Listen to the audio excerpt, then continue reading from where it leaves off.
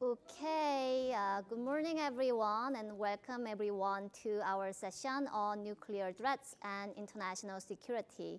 I'm So-Young Kim, Reuters Korea Bureau Chief.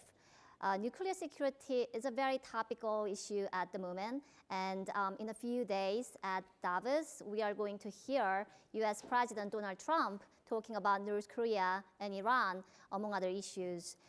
The developments in North Korea over the past year have been alarming, with Trump and Kim Jong-un exchanging threats of a nuclear war. Only a few weeks ago, the two have been talking about who's got a bigger nuclear button. In Iran, after world powers spent years to negotiate a deal to curb Iran's nuclear program, that's facing an uncertain future, with Trump refusing to accept it as it is. We have an ongoing nuclear rivalry between India and Pakistan, and existing nuclear weapon states are modernizing their arsenal, led by the United States and Russia. And the upcoming nuclear posture review from Washington is expected to call for a greater role of nuclear weapons in US defense strategy. So it's a very great time to discuss this issue, and we've got a great panel for that today. Let me briefly introduce the speakers. To my left is Minister M.J. Akbar, Minister of State for External Affairs of India, and he's also an author of several books on India and Pakistan. We have Yoichi Funabashi, Chairman of Asia Pacific Initiative. He's one of Japan's leading commentators on foreign affairs. And we've got Beatrice Finn, Executive Director of the ICANN, International Campaign to Abolish Nuclear Weapons. ICANN, as you know, received the Nobel Peace Prize last year, recognized for its work drawing attention to this very important issue and getting the UN General Assembly to adopt a nuclear prohibition treaty last year. I'd like for us to take a step back for a moment and sort of examine why the issue of nuclear weapons and why the specter of a nuclear war is back on the table decades after the Cold War ended. Let me kick it off with Yoichi. In answering to your question, why now, all of a sudden, I'd like to offer a couple of comments. The first factor at play is fiery personalities involved in international politics, Kim Jong-un and Donald Trump. Kim Jong-un and Donald Trump are mutually unhinged. Donald Trump takes Nixon's madman theory to new heights. All his rhetoric and behavior are premised on being unpredictable. Making that situation over the Korean Peninsula full of suspenses. And this could lead to unpredictability, could lead to escalation. He seems to believe that this making everything unpredictable could elevate his leverage, increase his leverage. Deterrence leverage. But as Graham Allison has argued that during 13 days of Cuban crisis in 1962, there were more than dozens of instances in which the miscommunication, misperceptions, misunderstanding between the United States and Soviet Union could have led to a nuclear war. So you must not underestimate this danger of unpredictability. Second factor is North Korea's psychology and ideology. North Korea now has seen a nuclear weapon as the ultimate deterrence. They have become convinced that nuclear weapons are necessary for their regime survival. We should remember that North Korea's nuclear program has preceded Donald Trump's much, much earlier, over the past half century, since 1960s. And after the Cold War ended, it accelerated. So by merely increasing the conventional weapons capability, North Korea just cannot match the power of South Korea, supported by the United States, South Korea's ally, and alliance networks in the Asia Pacific. So through that nuclear weapon, North Korea is trying to ensure the unification of the two Koreas, which means eventual dismantle of the United States military presence on the South Korea. Okay? And perhaps North Korea will attempt to weaken and neutralize the ROK-US alliance. And then it will likely attempt to engage that regional players in nuclear blackmail. So this is a really real, clear, present threat to the neighboring countries, particularly from Japanese perspectives. It had 2 North Korea's missiles flown over the archipelago just in the last year. Okay? One landed 370 kilometers from shore. Okay? So North Korea actually made it very crystal clear to Japan that, I quote, that it wants that 4 islands of Japanese archipelago should be sunken into the sea by that nuclear bomb of Chuche. Okay? It was an official comment in reaction to Japan's voting in United Nations Security Council sanctions resolution in September last year. Okay? So even though I think that we ought to aim for that nuclear abolition, a nuclear-free world, and we have very much lauded and commended that ICANN's activities, and also it's very encouraging to see that this nuclear ban abolition treaty. But it certainly, we hope, and majority of the Japanese public also supports and encouraged to see that this makes conducive international environment for this to be realized. But at the same time, we must realize that we are confronted with that very clear present threat. Okay? So I don't think this is a mutually exclusive. Okay, the aspiration for eventual nuclear-free world, and the step-by-step, to treatment and of addressing this nuclear threat from North Korea. But yeah, but given that we have very present threats from North Korea, do you think there is a greater risk of a nuclear arms race in the region and globally? For example, in Japan, I think going nuclear still has been much of a taboo, but that hasn't stopped commentators in Washington from suggesting that perhaps Japan and also South Korea should consider going nuclear in order to counter North Korea. Do you think that gaining any momentum at all? It seems to gain a little bit more currency in some circle in Washington. First, I think that it's more sort of tactical. The logic is to put pressure on China to act on North Korea by using Japan. Okay? So this is designed to address the nuclear threat from North Korea. Most recently, a very different kind of logic has emerged in my. It's more worrying to me. That is that the primary threat, perceived threat, comes from China. Okay?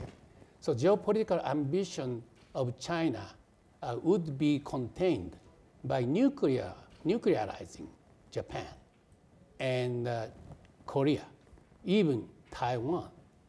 Then the United States should withdraw the troops from South Korea, cut the defense budget, and then let America's allies pay the cost to contain China.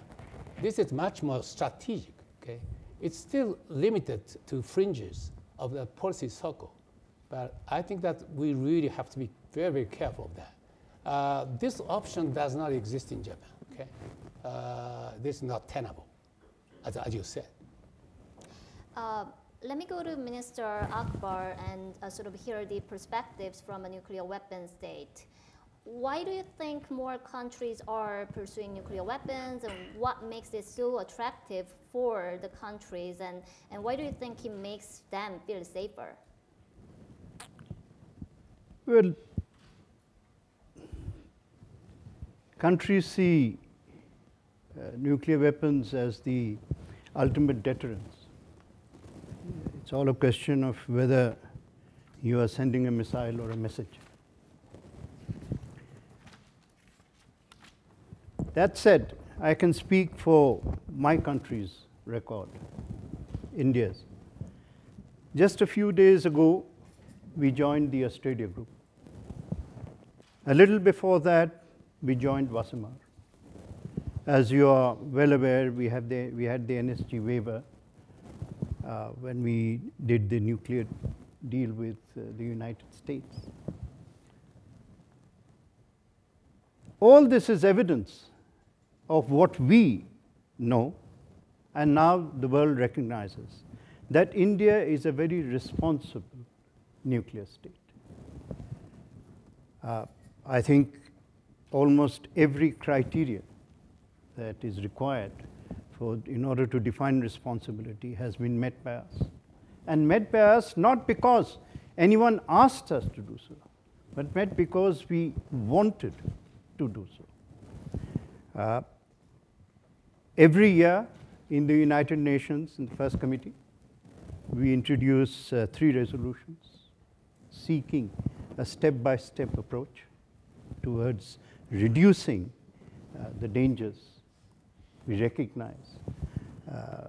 Of course, everybody in his rational senses recognizes the dangers. But our approach is equally clear, that we would like a nuclear regime that is universal, that is non-discriminatory, and that is verifiable. And I think these parameters are acceptable to the world. And therefore, we get the support from various countries. We believe that this will be further augmented, hopefully, in the near future. And we also hope that the world will work towards reducing, if not eliminating, the dangers. On a separate level, on a question that you asked my friend here, one of the theories that has kept the world still free of nuclear war since the Second World War is a theory aptly, I suppose, described as MAD, mutually assured destruction. And the history of humankind says that people in power have been rarely worried about destruction, but everyone takes self-destruction seriously. So that said, we cannot at all ignore the need to work towards a world in which this threat leaves us or goes away as soon as possible. When people are worried about the specter of a nuclear war, but also there are often fears cited by people of countries, having nuclear weapons make countries more maybe belligerent, or providing the cover for more belligerent conventional action. And take India and Pakistan for example. Yes, nuclear weapons have not been used. There was no large-scale war, but we have continued clashes along the border. So what do you have to say to that? We can only speak from our position. I can obviously cannot speak on behalf of another country. We as I have said, have these weapons as a form of deterrence.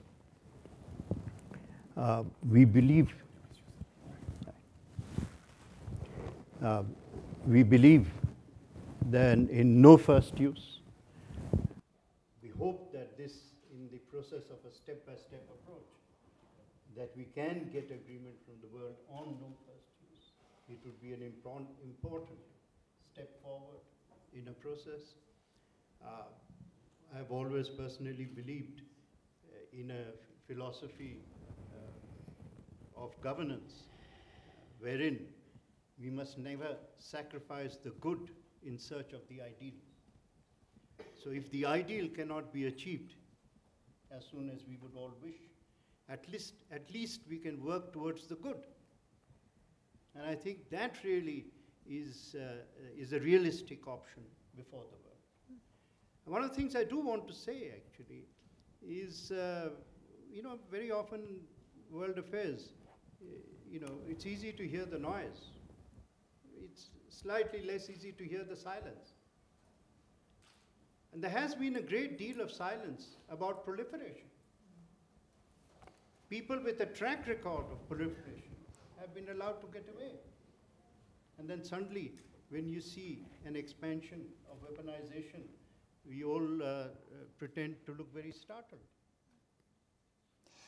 So I'd like to ask Beatrice, Minister Akbar mentioned that India is a responsible nuclear state, and countries like United States also say that they are responsible nuclear states, but other countries with nuclear weapons, North Korea, for example, cannot be trusted. What's your view on that? I think first we need to really look at what nuclear weapons are. These are the most inhumane, indiscriminate weapon that has ever been created. And the nuclear armed states don't usually like to talk about the weapons themselves. They like to put it into geopolitics, strategy, balance of power. But these are weapons that are meant to mass murder civilians, indiscriminately slaughter as many people as possible, as quickly as possible. If you use any use of nuclear weapons, would immediately cause hundreds of thousands, maybe even millions of casualties, depending on where it's used. It would burn and poison survivors. It will keep killing people decades after the weapon is being used. How responsible is that? And that is plans and preparations right now in all the nuclear armed states and the military allies of these states that are participating in that. They are planning and preparing for using these weapons on people. So I think it's really important to remember that when we talk about nuclear weapons, that these are inhumane, indiscriminate weapons. And of course, no one really wants to use nuclear weapons. Most nuclear arms states is just for deterrence. But if we look at deterrence, what it really means, having these about, 15,000 nuclear warheads still around, pointing at cities and people all over the world, if we don't get rid of them, they will be used. And this is not just fear-mongering. Statistically speaking, ask a mathematician, the risk is always greater than zero. Right now, it's quite high. We see an increased tension with an increased risk. But as long as they exist, if we keep these weapons forever, they will be used. I think that's really just important to make that kind of point, that they will be used and people will die. It can be a mistake. It can be an accident. It can be non-state actor attacks, cyber attacks. And I think that sort of this assumption that we have that some governments are rational actors, this is sort of a sane security policy, is really starting to fall apart today. We see 2 nuclear armed states that are threatening to use them. And with that also comes increased preparations from their military, increased nervousness. Just this last week, we saw what happened in Hawaii. That could have been it could have been, what if that alert had gone directly to Trump? What would his response would have been? What if the North Koreans would have thought, for example, that was just an excuse to start an invasion and would have thought that maybe we better launch first?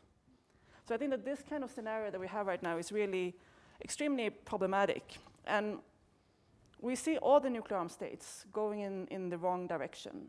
We have this new Trump policy that's going to come out, the Nuclear Posture Review. that lowers the possibility of use of nuclear weapons. It develops new types of nuclear weapons, low yield. And just remember that by today's standard, the average size of today's nuclear weapons is much, much bigger than Hiroshima and Nagasaki. So if you look at the size today, Hiroshima and Nagasaki bombs are considered low yield. And that would be more, the policy says that they will be more likely to use them then.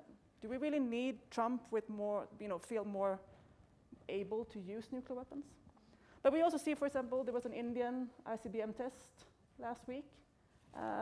A responsible government practicing, testing its capability to slaughter civilians, wipe out entire cities.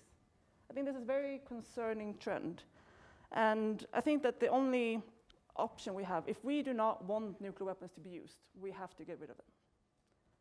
I think that's just, we can't keep these weapons if we don't want them, if we don't want to deal with the consequences of their use. So of course the only option is to work to prohibit and eliminate them. And while we're seeing this very negative trend amongst nuclear armed states with increased threats and sort of trying to lower the threshold for using these weapons, we also see a very positive movement where the majority of states in the world are committing to have negotiated a treaty to prohibit nuclear weapons and are committing legally to say we will never use, possess, or develop these weapons. And I think that's the pathway forward. These kind of course you can do step by step, like steps to reduce the risk, but as long as they exist, we will have to deal with the consequences of their use eventually.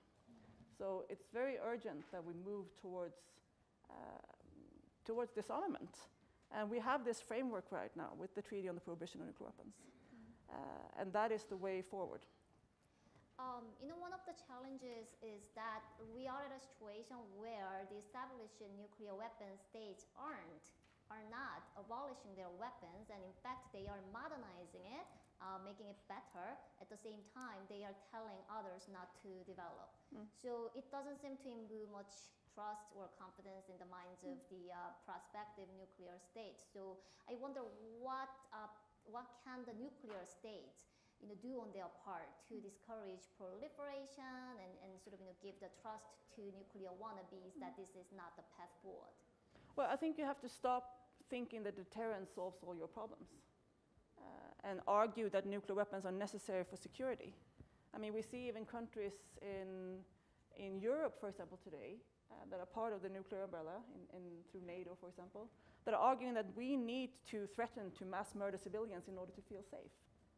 If a country in Western Europe, for example, needs to have that as their security policy, how can we demand that North Korea isn't going to think the same way? Why do we put higher demands on humanitarian law in North Korea than Norway, for example? So I think it's just, we have to start looking at this. And if we believe in nuclear deterrence, if we think that nuclear weapons creates peace and stability, then why aren't we welcoming North Korea's nuclear weapons? Why aren't we saying that that improves the situation in the region? Because actually, it doesn't. I mean, I think that we see right now that this conflict, we're heading towards war in the region. And that is fueled by nuclear weapons. Nuclear weapons are creating the crisis rather than solving and preventing it. Mr. Akbar, could you respond to that?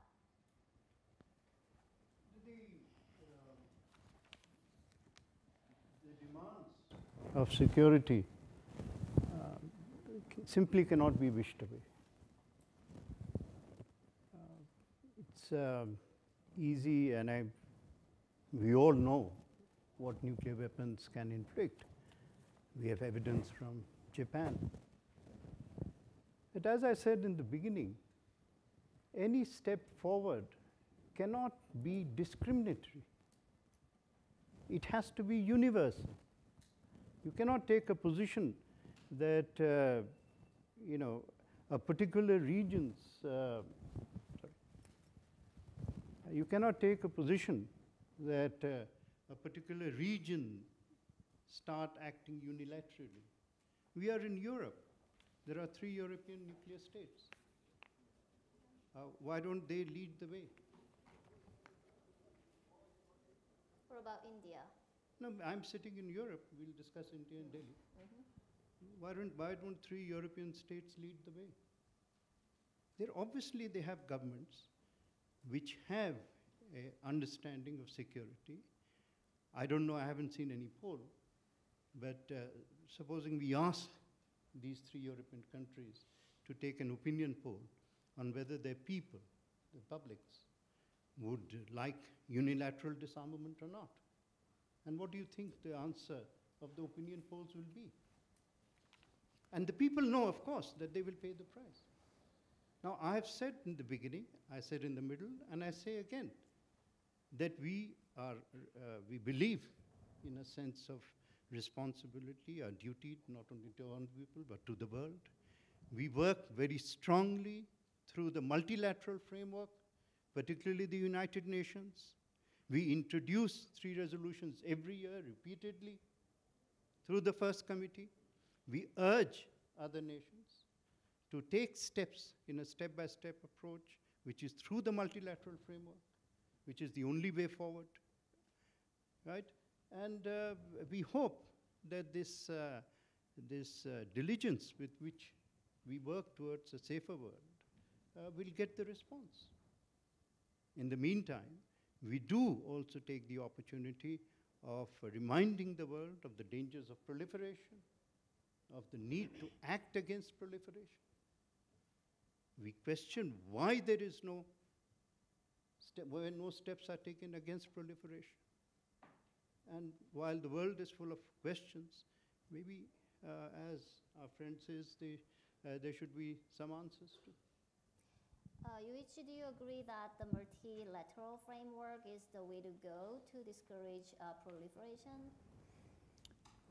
When NPT was ratified in 1970s, there were 5 nuclear weapon states, declared and recognized one. And certainly it was discriminatory, in a sense that it favored that those who already had nuclear weapons designated, I should say, as entitled to be a legitimate nuclear power, whereas the others, aspirants, are banned. So it's unfair structurally. And the tally now is 9, right? So the effectiveness of this multilateral framework also is questionable. But at the same time, insofar as the nuclear, there was no nuclear war over the past 40 years. Actually, it was effective, even though it's very much insufficient. So we have to realize that it is very much insufficient, incomplete arrangement, but it's not time for us to dismantle that. We have to, I think, repair it and strengthen it. And on that account, I think that the President Obama was really right on the mark. And in his Prague speech in 2009, he put the onus on the United States and the other nuclear weapon states to do more by reducing that nuclear weapon in national security strategy. Okay? So this was very new, actually. So I pin hope on that sanity of those nuclear weapon states. But at the same time, I think we also need that strong pressure from the public in the world to have them done that, to force them to live up to that aspiration. By the way, that concept of deterrence was enshrined, legitimatized in NPT regime. So it would be extremely difficult to expect this concept to be done away with. I mean, both Yuichi and Minister mentioned that the countries, they see nuclear weapons as the ultimate deterrence. So if you're North Korea or Iran or other countries, and if you think that having nuclear weapons is the only thing that guarantees your survival, how can they be persuaded otherwise, convinced otherwise, that actually it makes them less safe? Maybe Beatrice? think it's impossible to convince them unless we address the problems of nuclear weapons. I think we cannot expect to prevent proliferation when some other states continue to argue that nuclear weapons are essential for security. If the United States, which is the biggest conventional military power, no one else can match them, if they need to threaten to indiscriminately slaughter civilians with weapons of mass destruction in order to feel safe, how are we going to be able to convince other countries? It's very much do as I say, not as I do kind of attitude, which I think is really, so we have to address, if we want to prevent proliferation, we're going to have to address nuclear weapons as a whole. It is not which country has them that is the problem, it's the weapon that is the problem. And I think we also have to look at then for all nuclear armed states and potential proliferators, a really sort of what constitutes as a credible and effective defense today. Maybe nuclear weapons have actually makes us all less safe, not just because of the threat, but also because we are not focusing on perhaps proper defense. This is 1945's technology. It's not modern warfare weapon. The kind of warfare that happens today, it does not focus on leveling entire cities of civilians. We're not actually supposed to take out Moscow. Like that doesn't make any military sense in any kind of way today. So perhaps continuing to cling on to these outdated weapons of mass destruction actually prevents governments from thinking about what kind of defense is needed in the 21st century. And perhaps that is also a big security concern for these states. Maybe the military needs to think about what kind of security threats, climate change, terrorism, cyber attacks. You can't fight those things with weapons of mass destruction that spreads radiation for decades. So, Jan, by the way, there have been a couple of instances of countries giving up on nuclear weapon. South Africa, Brazil, even Ukraine, Korea and Taiwan. So there are some cases in which that you can expect the countries to eschew, obviate that passion and impulse to develop nuclear weapons. Can it be applied to today's situation by any chance? As far as North Korea is concerned, it would be extremely difficult. Even if the United States and others would provide that security assurance, as we did in 2005, it didn't do much effect. So I think it's very good. But realistically speaking, it's very difficult. And that's why increasingly people are discussing the possibility, whether the world just should live with a nuclear, the world, whether it has any option but to live with a nuclear North Korea. Do you think it's ever an option? And if that's the case, then would that do irreparable harm to non-proliferation efforts? I don't know. We don't have any easy answer. Maybe over the long run, it will depends on that North Korea's regime change. That might lead to some peaceful evolution from within. That may be one of the scenarios, as exemplified South Africa. How realistic that the regime change of North Korea would be, I don't know. But North Korean people's income has increased saliently in the past several years. 75% of that income comes from the market. So the people gradually has become to be aspirational. If the people really are completely in that bottom, no hope for the future, they don't have any incentive to change. But if they start to acquire some aspirations, they want to change, that could lead to that regime change in the future. I'm too speculative here, I know that,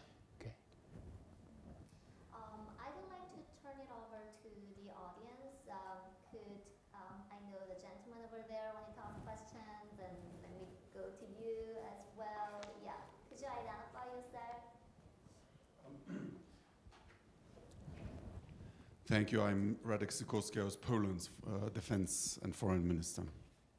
I'm glad the case of Ukraine was mentioned, because as you know, it's not a happy story. Ukraine gave up its nuclear weapons in the framework of the Budapest Memorandum, in which Russia, the United States, and others guaranteed Ukraine's security and borders, and we know what happened.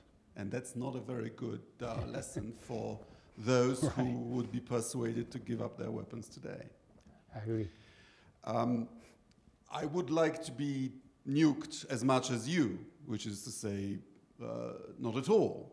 But when I was defense minister, I declassified Cold War era warfighting plans that were in our archives. We were the second army of the Warsaw Pact, including Soviet plans of invasion of Western Europe. And they showed that the Soviets were intending to use nuclear weapons from day one on a massive scale against Germany, Denmark, Holland, Belgium, but not France and the United Kingdom. You see, if you argue that nuclear deterrence doesn't work, you will not be persuasive, because it does. So you need to construct your argument differently.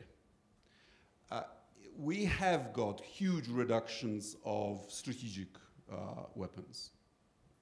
And what Norway and Poland have argued for several years now is that we need to do the same with respect to weapons that are completely unregulated today, which is the substrategic tactical level. And there are many more thousands of them. And those are the ones that are much more likely to be used than the big ones.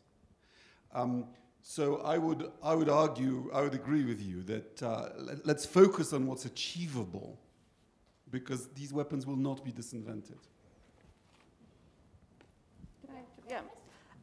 On both points, I think that the Ukraine thing is quite interesting, actually, but not perhaps for the same reason as you are implying. I think it would be naive to think that Ukraine could have kept their nuclear weapons and all would have been fine. That they would have been allowed to keep their nuclear weapons, that wouldn't have triggered a major conflict with Russia. We can have this hypothetical conversation of just placing nuclear weapons in Ukraine today and nothing would have happened. But we could have seen war, nuclear war, accidents, and the world could have looked completely different. So I think it's to just say that Ukraine could have kept nuclear weapons and they wouldn't have been invaded today is to discount what would actually have happened if Ukraine would have said to Russia, "No, we're not going to give them back." That would have, I think, gone a completely different way in history, and nothing we can predict really what would happen. I think, I'm not saying that nuclear deterrence might not work in certain cases, but you can't 100% guarantee that it will never lead to nuclear use. And you can never guarantee that there will never be an accident, a misunderstanding, a miscalculation. We've seen also war happening because of nuclear weapons. I mean, the war in Iraq, for example, was because of suspicions of weapons of mass destruction. We're seeing again calls for military conflict with Iran because of nuclear weapons. So it also triggers conflicts. And it doesn't prevent misunderstandings and accidents. And what are we going to do then? How safe are we going to be the day that it actually goes off, for example? And that's something that nuclear deterrence perhaps prevents something sometime. I mean, you can bury landmines in your garden and say that it's going to deter from burglary. It's not a good thing anyway. It's not going to keep us safe. So I think it's important to realize that. And of course, we would love to see progress on tactical weapons and things like that. We are not against these steps that needs to be taken. I think that's how nuclear weapon states need to move. But we cannot continue to cling on to that these weapons protect us and keep us safe, because then we'll never get to the goal that we all have subscribed to, a world without nuclear weapons. Gentleman over there.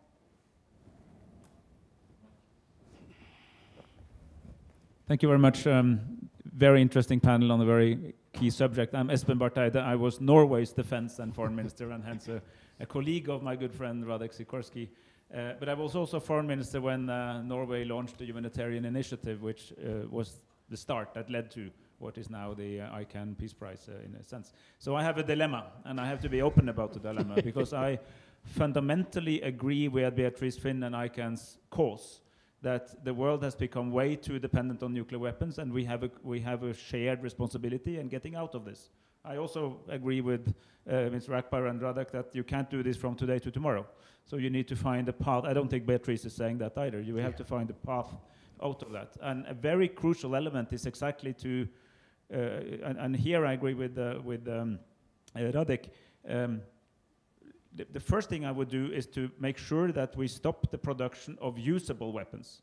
Because I would actually prefer a world where we only have those that you can only use in such an extreme case that you won't actually use them, the old ICBMs, then Armageddon is loose. But the tactical bunker buster small weapons is the most dangerous weapon, because certainly this may be tempted to use it saying it's just a small thing. If they're used, the taboo is broken, and we're in a much, much more dangerous world. So that's a good start. But I also think that we who are either nuclear states or allied with nuclear states, we have to be more creative in thinking how we can contribute to create that transition that makes it possible.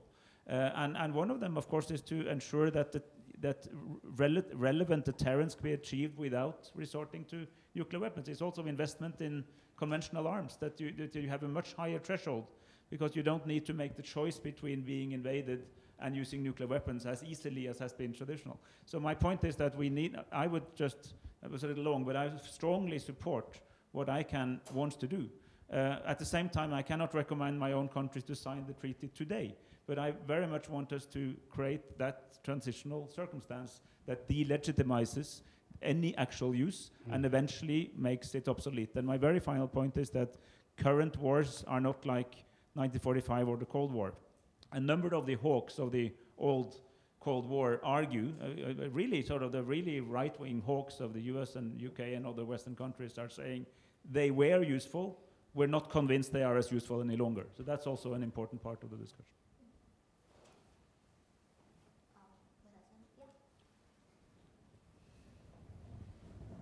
Well, thank you very much. I'm Hide Uzaki. I'm a governor of Hiroshima Prefecture.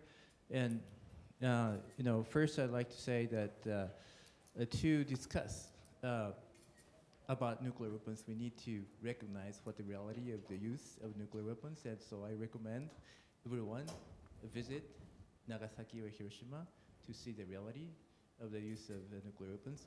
And I think there are two very important issues. One is about deterrence that we've been discussing. And deterrence cannot be discussed as just deterrence, but we need to kind of go into details of deterrence, again, who and what, etc. And they're all different. The Indian situation, the US, Norway, Japan, they're all different, so we need to kind of scrutinize what the deterrence really is. And second issue is the step-by-step. I think there are no actions in the steps by the nuclear weapon states have triggered such dissatisfaction among non-nuclear states. And so it's, I think, now time for nuclear weapon states to seriously show what are the steps and what they are going to do with it. So in Hiroshima last year, we had a roundtable discussion among experts, and there were two recommendations, and one was about deterrence, and another was step by step. We had a recommendation for nuclear weapon states and non-nuclear weapon states who are under umbrella get together to discuss what the steps are really, and show the world they're going to take those steps. So I have a question to Minister Akbar. How do you, what would you say to that recommendation? Getting, nuclear weapon states getting together to discuss seriously about the steps, because it's too vague, at this point, but we need to see it seriously. Sir, in the multilateral frameworks, after all, we are talking about a multilateral problem. In a multilateral framework, there are institutions, and the first committee is called first for a valid reason at the UN. And the very first step, indeed, has to be to talk.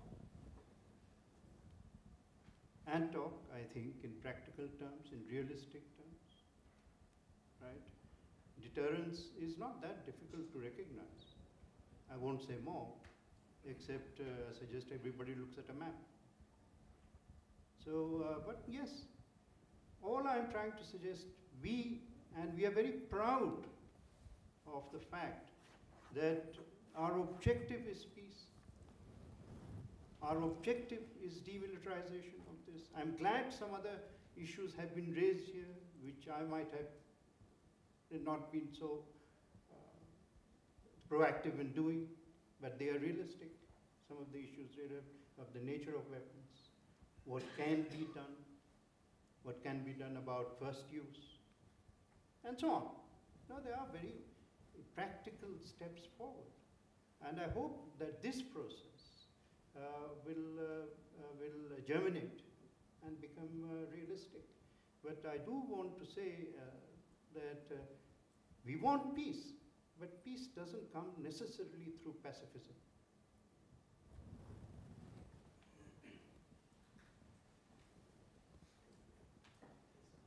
So I'm a business school professor. I know very little about nuclear proliferation or its ending, but I have a few questions. I grew up in India, nuclear state. I live in the United States, another nuclear state. India could lead. Mohandas Karamchand Gandhi did. India could unilaterally not develop nuclear weapons. So could the US. But I don't want to make a statement. Assume for a moment that a country uses a nuclear weapon. Assume also for a moment that you could not deter a suicide bomber. You could stop him or her. What will happen to the country that uses a nuclear weapon?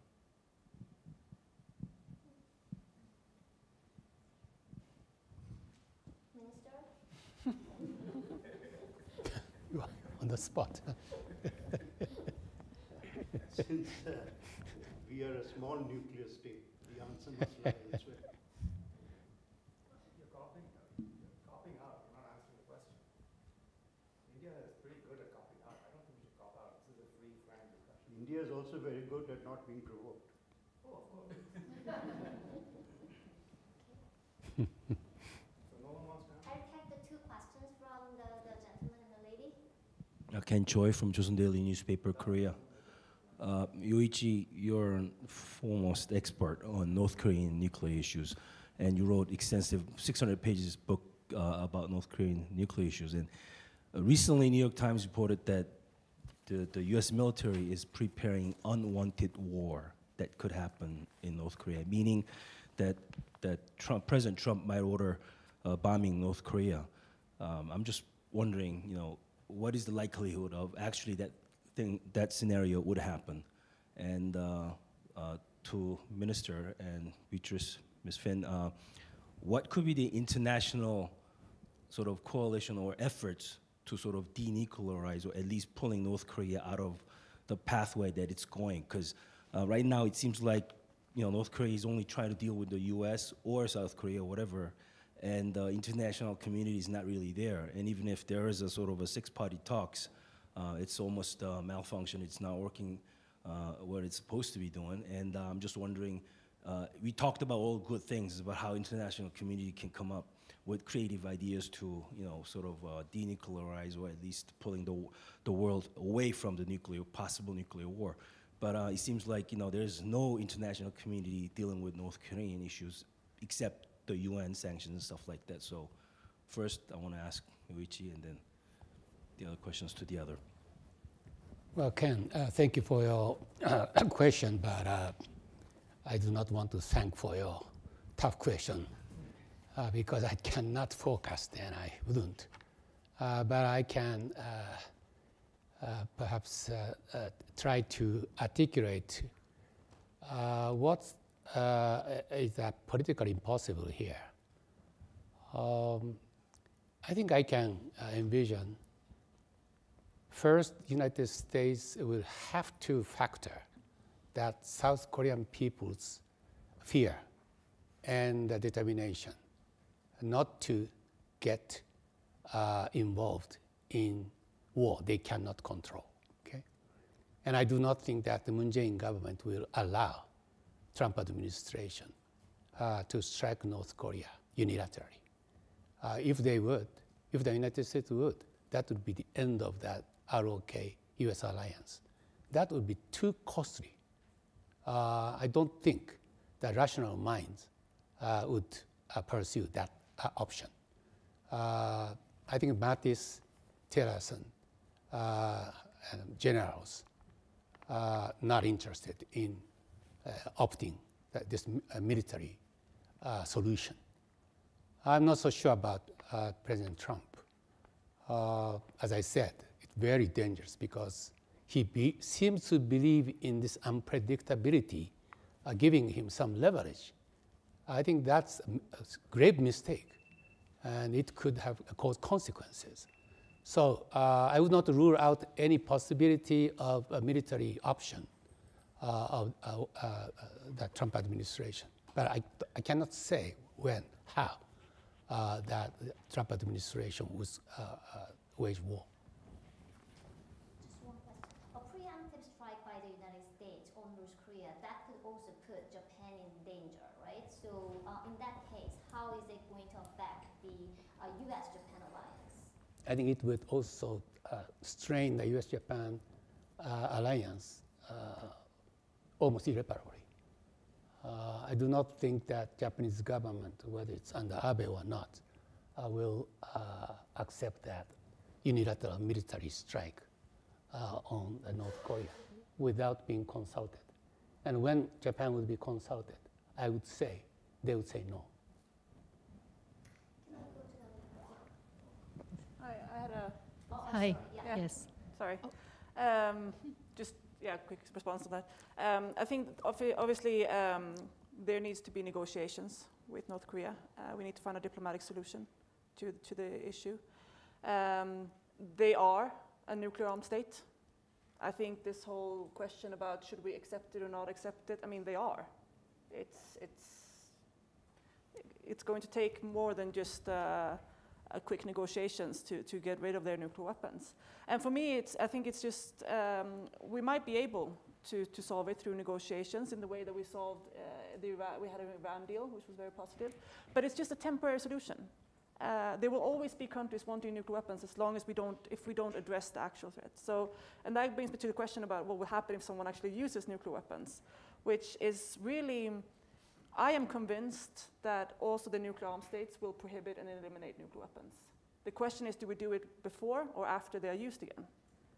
Because if they are used, and not only are the consequences going to be so obvious for everyone, we're going to be reminded that this is not theory. This is a real weapon with real people. The world looks very different than 1945. The impact on Hiroshima and Nagasaki were devastating, but imagine a city that is much more dense, that is built in a different way. I mean, the consequences would be so devastating that, I mean, it would change everything, of course. The question is, would it trigger nuclear war with multiple exchanges, or will it be a one-off? It's difficult to imagine. And I think that there were comments about how we have to encourage the nuclear armed states to lead at this point. They need to sit down and start negotiate. And they're not going to do that just by themselves. We had 8 years of the most progressive American president on nuclear weapons, someone who came into power and sat for 8 years and had a vision and wanted to do something, and you know, what happened? Not very much. We cannot just wait for them. We cannot just sit around and hope that leaders will do the right thing, because these countries, how reasonable they might be, might, you know, elect an unreasonable leader suddenly. And I think that's really why we need to mobilize countries around the nuclear weapon states to make it more politically costly to threaten to use weapons of mass destruction, to really put pressure on these countries. This issue is not going to be solved by leaders. it's going to solve it, the leaders are going to solve it when they feel forced to solve it. And we have to force them before the forcing power is the actual use of nuclear weapons. So we have 5 minutes remaining, so I'd like to hear one last question from the lady and then hear from each of the speakers, closing remarks and the main takeaways from our discussions today. Thank you. I'm Debo Kowsky, and I'm a delegate at the United Nations, and I just have a few points to make. The ideal goal that we talk about of denuclearization, certainly altruistic, but unrealistic, as many of you have noted. Given Rex Tillerson's statement to the member states last few months ago, no negotiations will take place unless the states come to the table to really discuss denuclearization. So the stability or the lack thereof of North Korea's dictator can't be dealt with rationally. Now, you can talk about Trump's rhetoric, but he lets North Korea know he will act in response to him. And perhaps maybe the only way he will listen, not do as I say, or do as I say, not as I do. We've seen what happened in the last administration's strategy, which did not reduce anything, and was rather North Korea built up arsenal proliferation, increased testing, increased mileage, enough to point to New York and Washington. And coupled with the former Secretary of State uranium deal, basically gave Iran the ability to expand the nuclear arsenal. So I agree with the old weaponry statistics of weapons of mass destruction, and as a healthcare provider myself, I agree with the horrific results on humankind for decades. But what other deterrent? What else can we do in dealing with unstable leaders? And I'm not just talking about Trump. We go this order and answer the question and also add your closing remarks. Minister? That was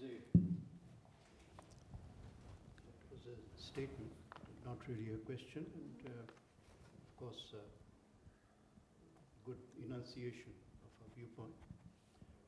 If you have to take away from this, I would go back to say that if the process is to move forward, if the process is to be credible, if the process has to be step by step, then we must agree on 3 tangibles. 1, the process must be universal. Number 2, the process must be non-discriminatory. And number 3, the process must be verified. Thank you. Yes, I think even though we should be focused on the ultimate goal of nuclear-free world, and I think we should maintain that goal. At the same time, we also have to address that current most urgent issues, particularly in East Asia, how to dismantle North Korea's nuclear capability and program. What has to be asked is that, are that sanctions enough? What sort of pressures will get through to Pyongyang? And, can the regional players let themselves be in a position of nuclear blackmail? That missile defense have been put in place, but North Korea's nuclear and missile programs continue to make progress, so that the defenses look, woefully unprepared. So we really have to address those urgent issues right now. That's the meaning of step-by-step solution. But eventually, I think we have to get North Korea to come back to the table. A military option is, I think, is not an option. Yeah, I wouldn't call disarmament unrealistic or irrational. The fact is that the majority of states in the world are able to ensure their security and defend themselves without threatening to indiscriminately slaughter civilians with weapons of mass destruction. And it really means that we have a choice right now. We can choose to move towards disarmament and end nuclear weapons, or we keep them and they will be used. if you choose to keep them, they will be used. And who's the irrational one here, to be honest? Thank you so much, everyone, to the whole panel and to the audience.